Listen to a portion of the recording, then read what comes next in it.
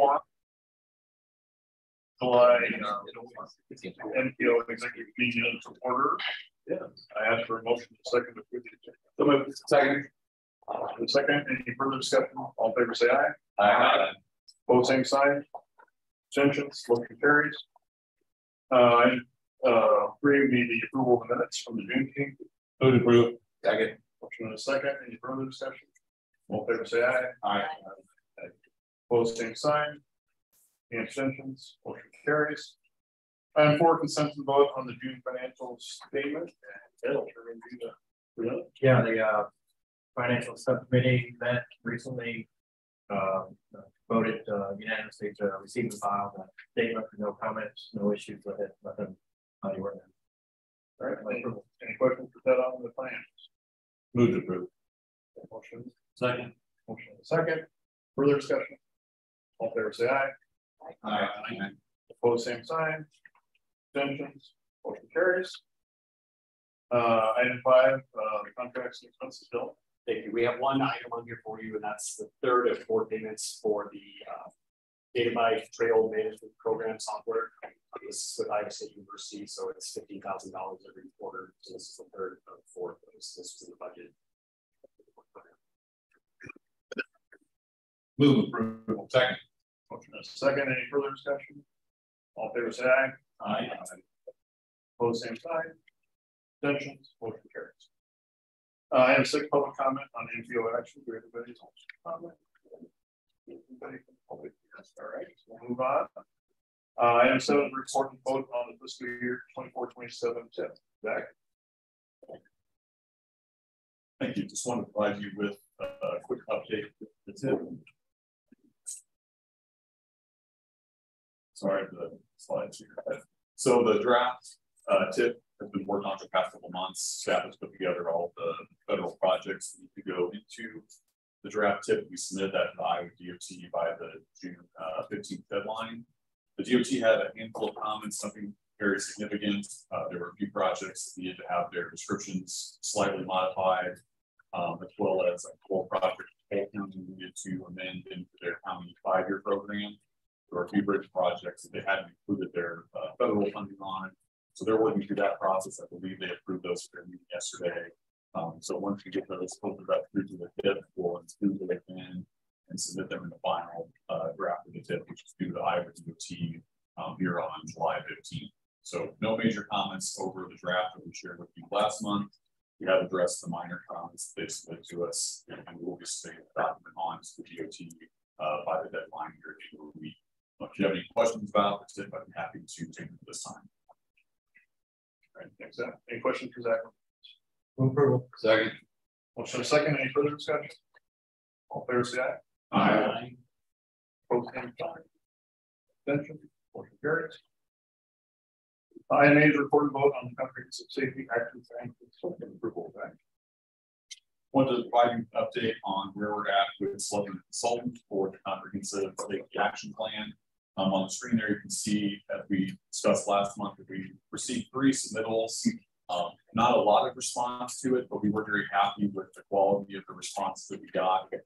So we did go ahead and interview all 3 of those consulting firms you can see on the screen there.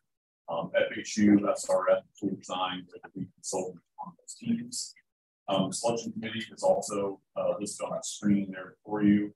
So we really appreciate the time that those individuals put into reviewing their proposals and also sitting through 3 hours of interviews. So thank you for those individuals.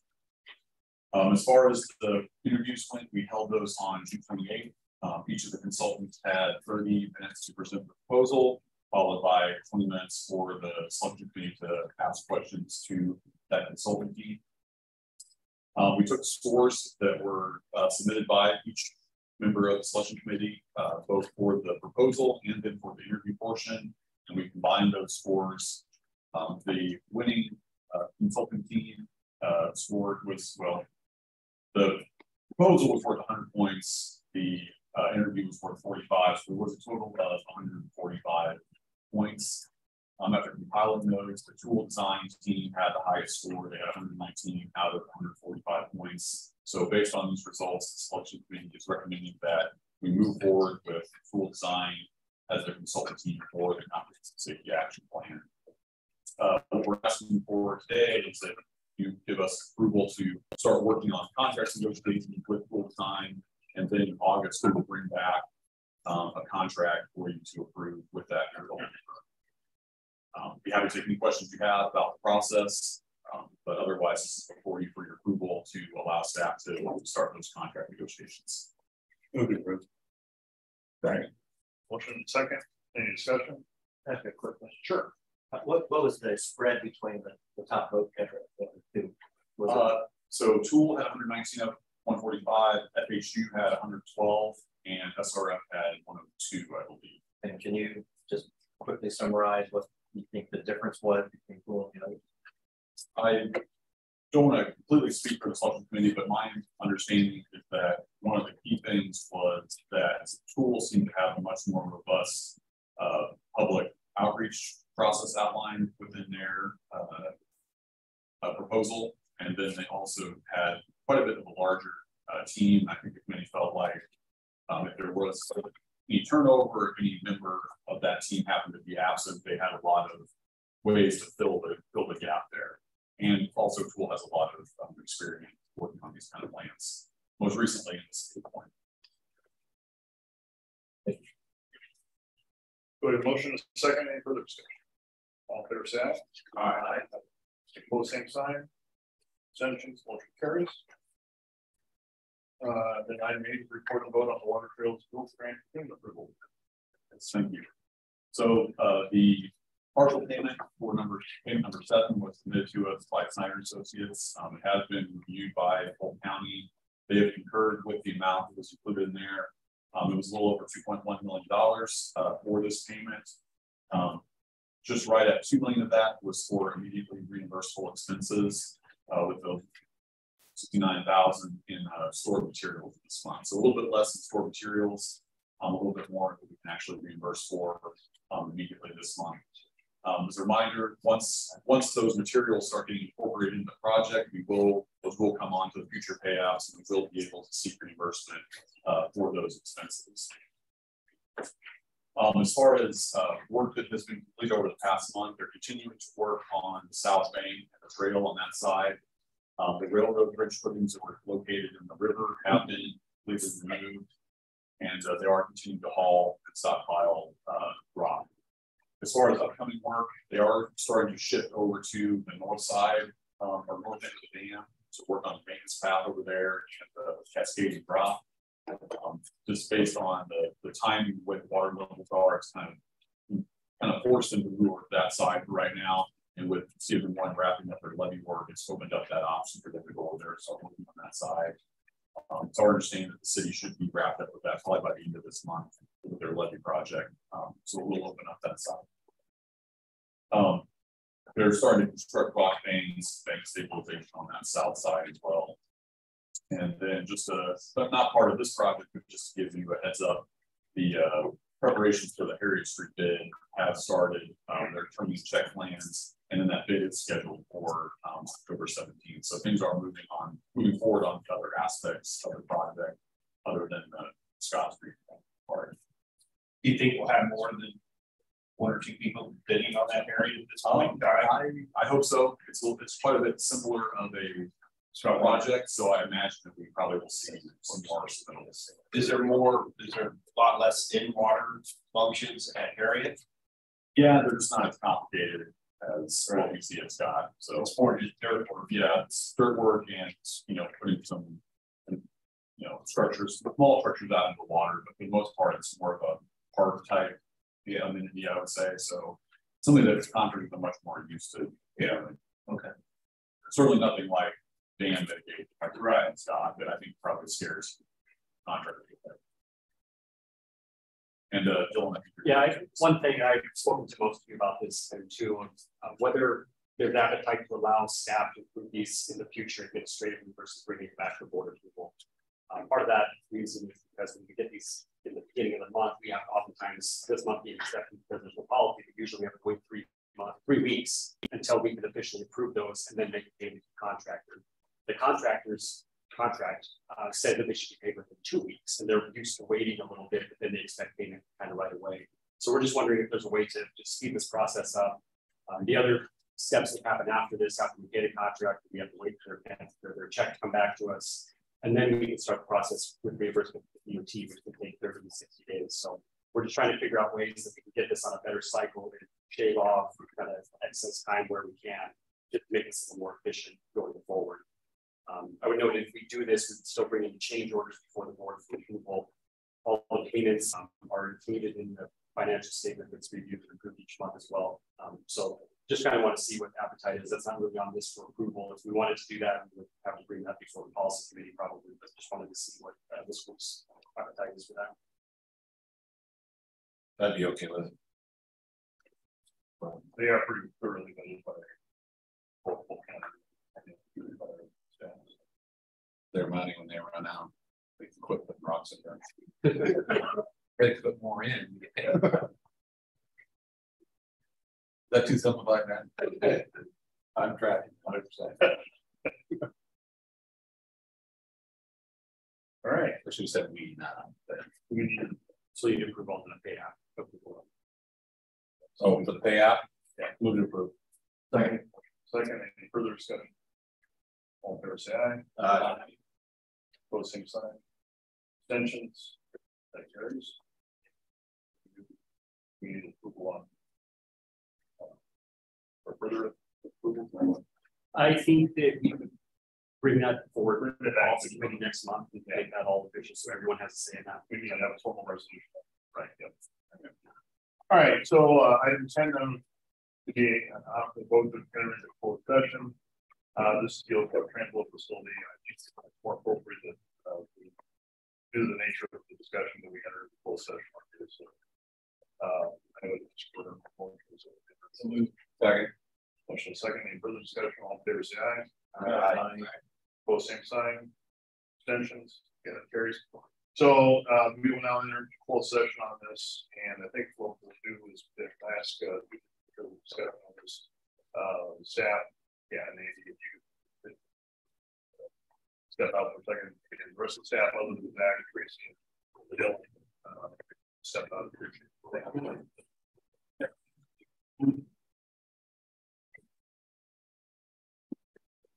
All right. Dean, you have a motion to hear tonight? Mayor O'Connor. What? Do you have a motion you would like to make?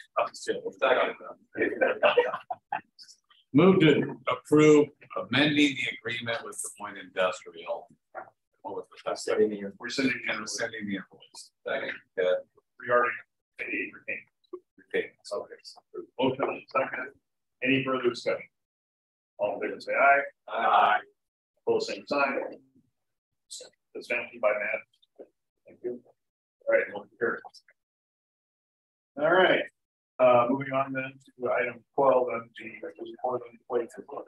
Thank you. The handbook was last approved officially by the board back in 2012. So earlier this year, staff took an effort to update that handbook. We brought that back to the committee in March, and then there was some discussion of whether that handbook had been approved by the board or not, which it had not.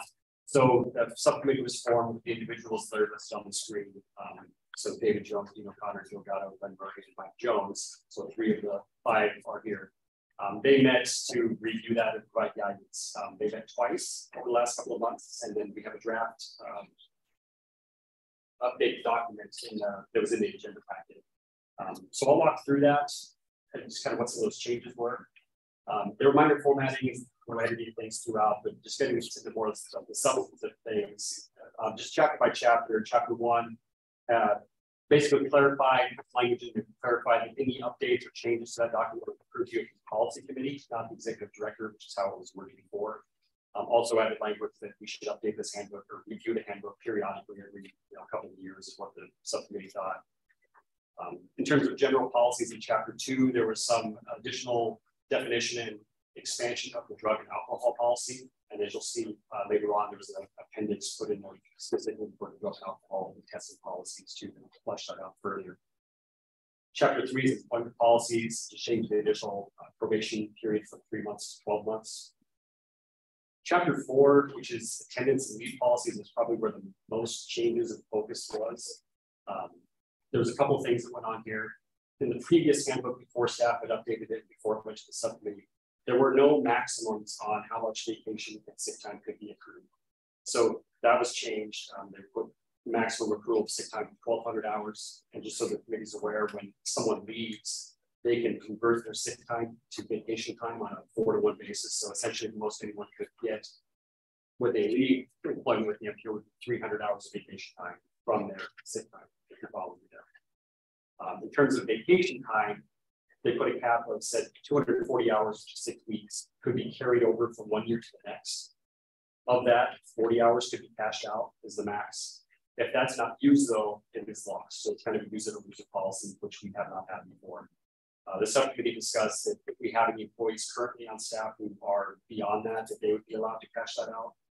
But I don't believe we have anybody who's currently above that threshold right now. Talk about increasing vacation, the starting vacation rate from 80 hours to 120 hours for someone with less than 5 years of service. Previously, it was 5 years, or sorry, 2 weeks until you get 5 years of employment, and it goes up to 3 weeks for 10 years. They're just changing everything, recommending everything to start at 3 weeks. There were some clarifications on bereavement leave as well as military leave as well.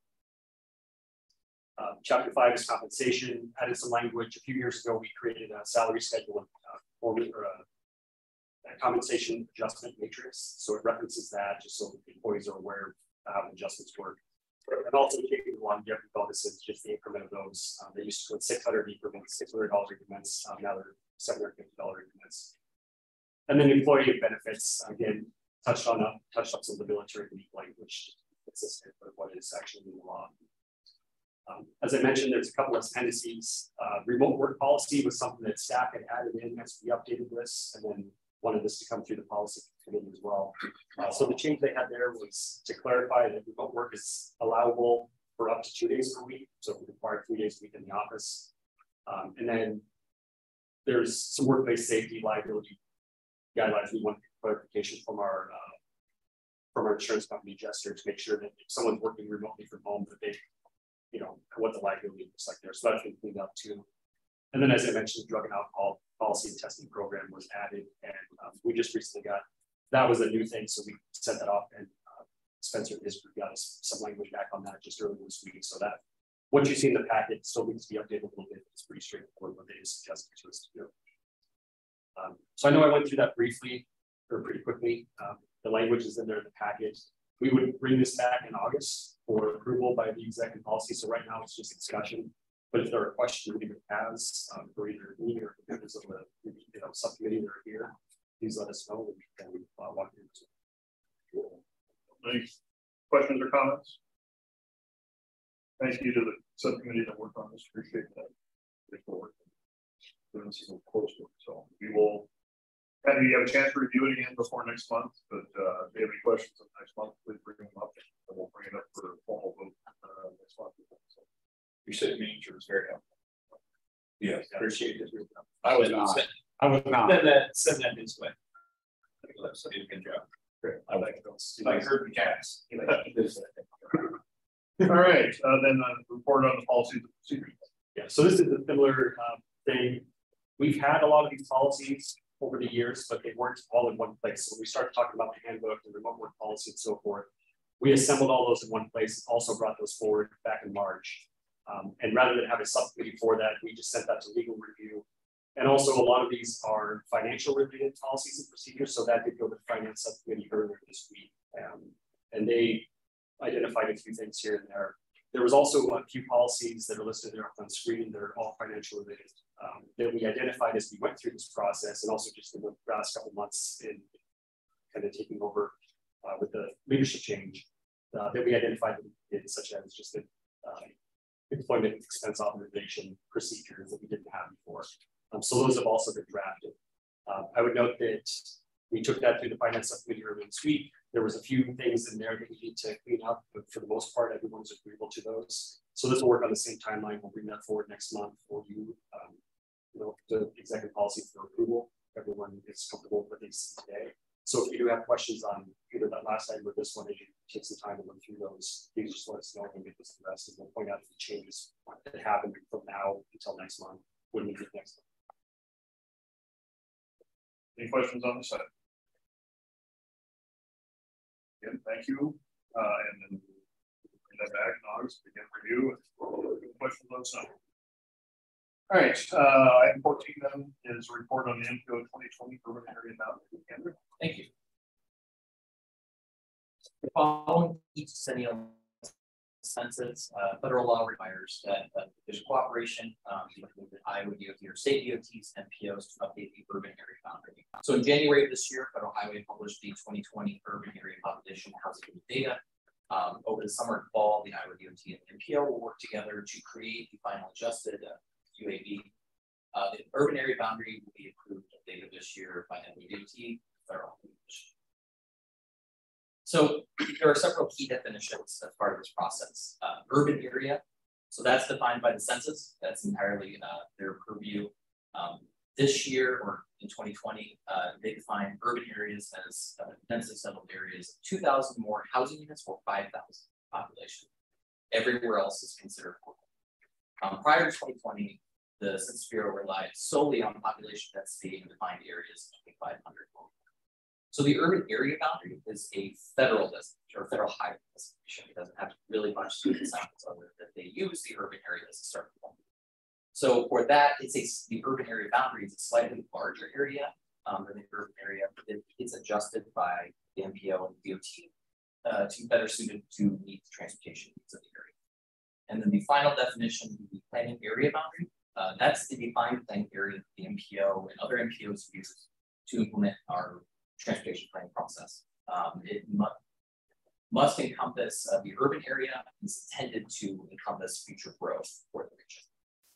A map was provided by the DOT to kind of explain or show the area. So there's three main things to focus here on.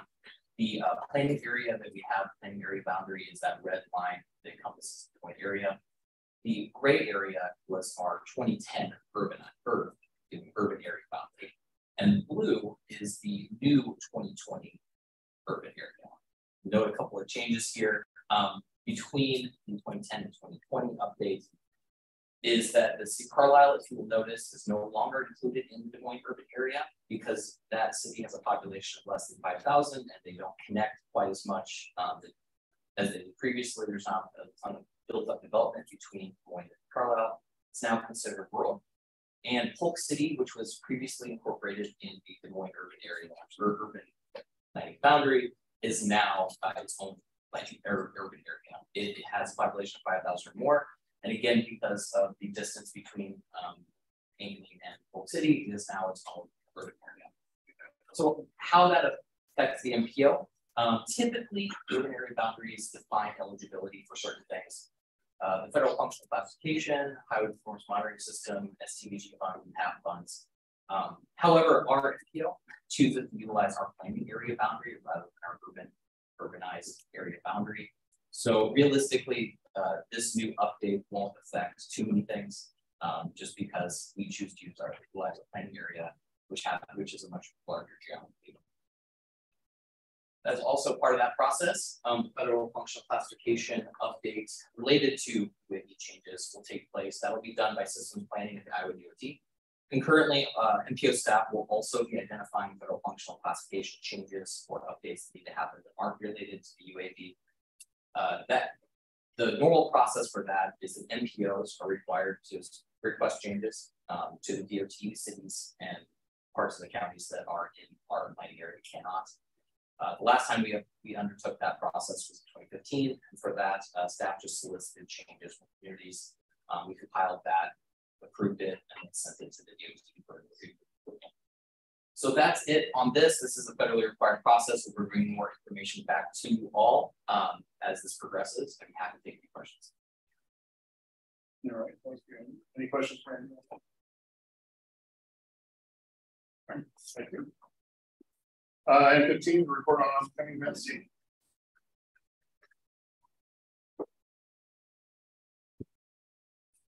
Good afternoon. If a list of upcoming events, to highlight on both it.